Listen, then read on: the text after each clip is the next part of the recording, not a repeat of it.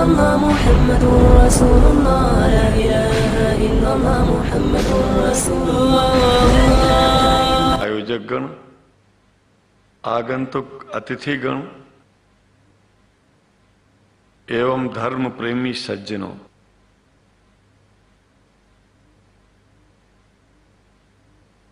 भगवान की जब कृपा होती है तो कभी धर्म की सच्चाई को जानने का अवसर मिलता है। मुसलमानों के बीच में लगातार कई वर्षों से हम जा रहे हैं और भारतवर्ष में एक नई प्रथा का प्रारंभ किया मैंने कि जब जगत गुरु शंकराचार्य भी मुसलमानों के बीच में जाकर के उनके प्रेम को समझ सके और इस्लाम की सच्चाई को जान करके इस्लाम को सारी दुनिया में एक इंसानियत का सबसे बड़ा पाठ सिखाने वाला धर्म मानने के लिए लोगों को समझावे।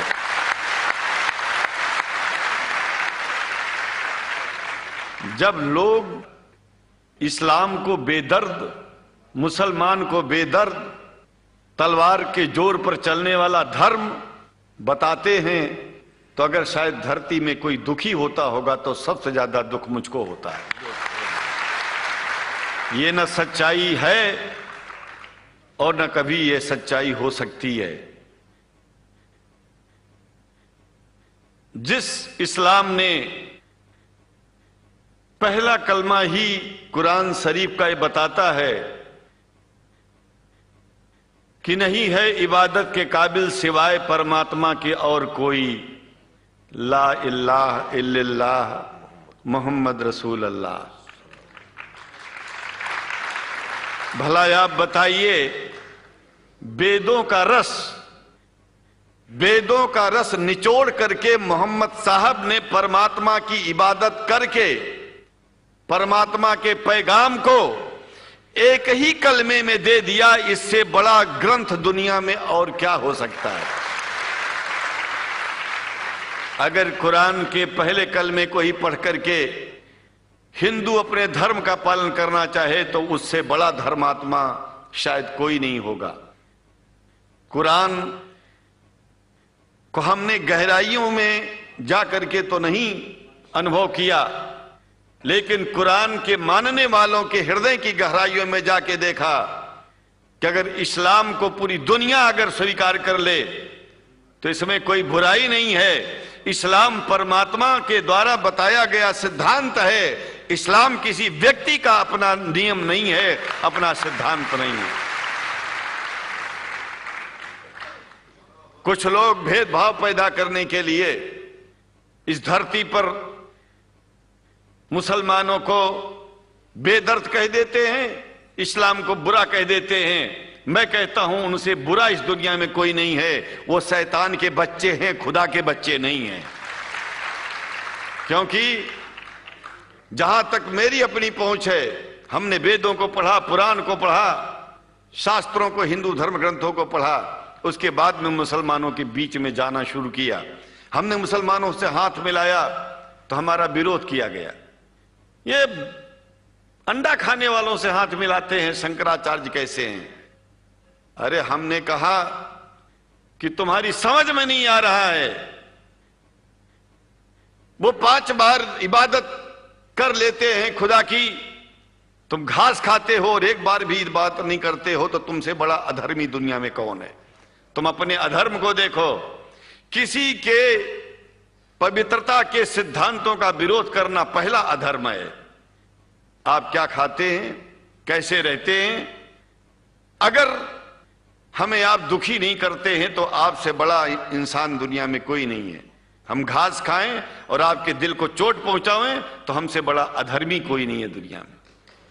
कहने का तात्पर्य सिर्फ एक है कि मैंने ये अनुभव किया है कि ये मैं एक बात जो मैंने देखा है, आप लोगों से जो प्रेम मुझे मिलता है, लोग पूछते हैं कि आप मुसलमानों में क्यों जाते हो, आप तो शंकराचार्य हो। हमने कहा कि भाई मुसलमानों से पूछो कि हमसे इतना प्रेम क्यों करते हैं। वो हमसे जो प्रेम करेगा हम तो जाएंगे। कहा फिर क्या हम प्रेम नहीं करते क्या? हमने कहा कि हम तो तुम्हारे बीच में पैदा हुए और तुम मुसलमानों से प्रेम नहीं करते, इसलिए हम तुमसे प्रेम नहीं करते। मैं आप लोगों के बीच में आकर के एक बात बताता हूं। कुछ समय से हिंदू धर्म के नाम पर कुछ संस्थाएं हिंदू मुसलमानों में भेद पैदा करने के लिए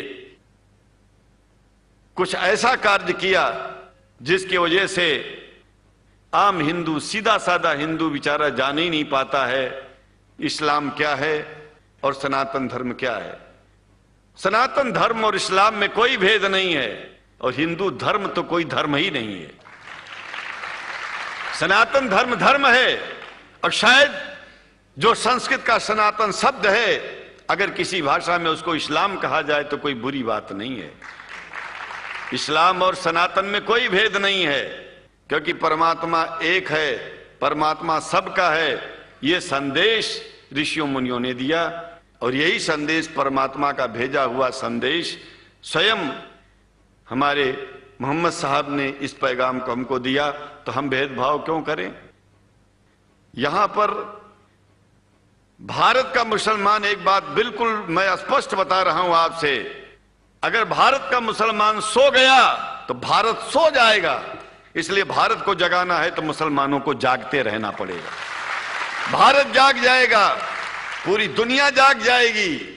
यह भी मैं जानता हूं कि भारत के सच्चे हिंदुओं को, जो सच्चे सनातन धर्मी हैं, उनको मुसलमानों से प्रेम चाहिए, उनको मुसलमानों से भेद नहीं चाहिए। अगर कोई अच्छा हिंदू है, सच्चा हिंदू अपने को कहता है, तो पहले तो सनातन धर्म को मानता हो। अगर हिंदू की परिभाषा सनातन धर्म से हट करके कोई परिभाषा है, तो ऐसे हिंदू धर्म को मैं तिलांजलि देता हूं। हिंदू धर्म कुछ नहीं है। फिर हिंदू धर्म वही है जो वेद को माने, पुराण को माने और सनातन को माने।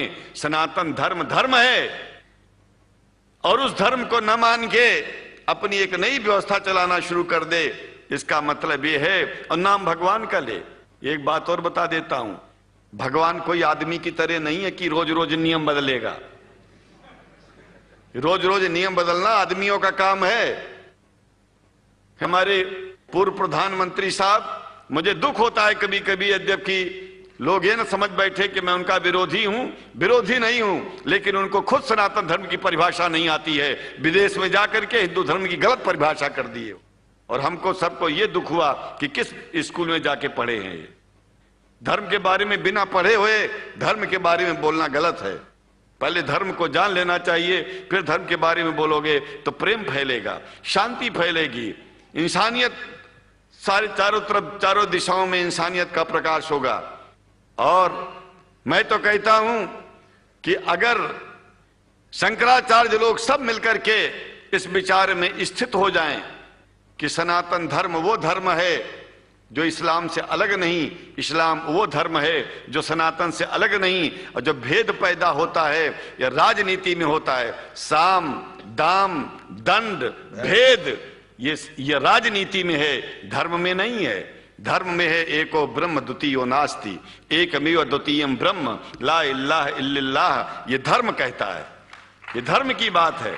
इसलिए हम भगवान की आराधना करते हैं, उपासना करते हैं।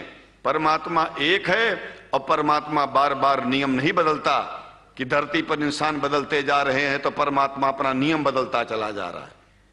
ये एक बात याद रखिएगा, जब से शुरुआत हुई होगी और जब तक ये दुनिया रहेगी, ईश्वर का सिद्धांत एक था, एक है, एक ही रहेगा। मानने वाले आपस में भेद पैदा करें तो इसमें उसका कोई दोष नहीं है। दोष तो उन लोगों का है जो लोग भेद पैदा करके प्रतिष्ठा पा चाहते हैं। खास करके इतना जान लीजिए, धर्म भेद को मिटाता है और राजनीति भेद को बढ़ाती है। राजनीति का स्तर केवल राष्ट्र की व्यवस्था तक है और धर्म पूरे विश्व के लिए है।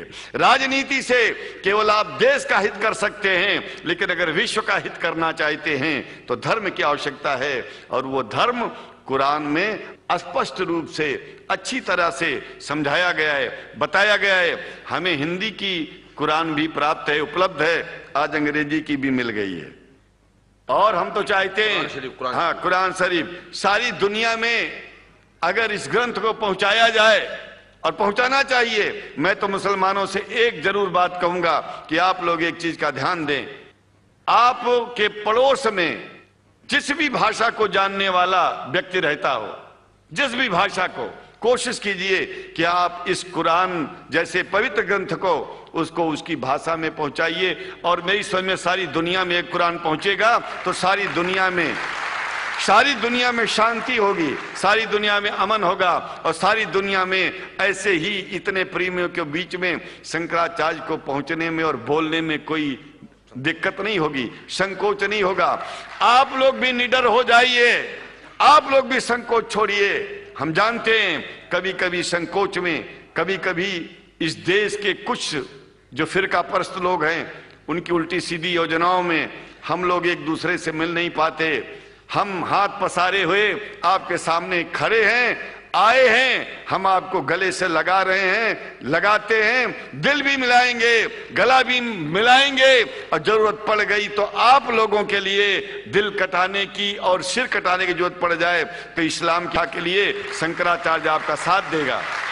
क्योंकि शंकराचार्य जानते हैं इस्लाम धोखा नहीं है, शंकराचार्य जानते हैं इस्लाम बर्बादी का रास्ता नहीं है। शंकराचार्य को पता है कि जो वेद में लिखा है वही कुरान में लिखा है, इसलिए हमारा धर्म नहीं छूटेगा, हमारा धर्म और आगे बढ़ेगा। अगर हम मुसलमानों को अपना सगा मानते हैं तो मुसलमान परमात्मा का बनाया है, आदमी का नहीं। हिंदू जो अपने को कहते हैं वो भी जान लें कि वो परमात्मा के बनाए हैं, तो मुसलमानों से भेदभाव करना बंद कर दें और हमारी तरह सबसे प्रेम करें। डॉक्टर लखनऊ साहब, देखिए मैं अपरिचित था, जानता नहीं था, और मैं बड़ा प्रसन्न हूं कि वो समय निकाले और यहाँ आए। उनको तो मैं धन्यवाद क्या दूं, मैं तो ये चाहूंगा कि परमात्मा उनको शक्ति दे कि हम लोगों को सबको ऐसे ही सुंदर दिव्य बड़ी सभाओं में संबोधित करते हुए और हम लोगों के ऊपर वो स्वयं कृपा बनाए रखें और हम उनके साथ रहेंगे, जहां भी जरूरत होगी सदा जीवन में उनका साथ देते रहेंगे। इन्हीं शब्दों के साथ जीवन में अब जब भी याद करेंगे, जब तक मेरा शरीर है हम आपकी सभाओं में आते रहेंगे। ओम शांति ही शांति ही शांति। शुक्रिया, और अल्लाह ताला शंकराचार्य जी को हिदायत फरमाए।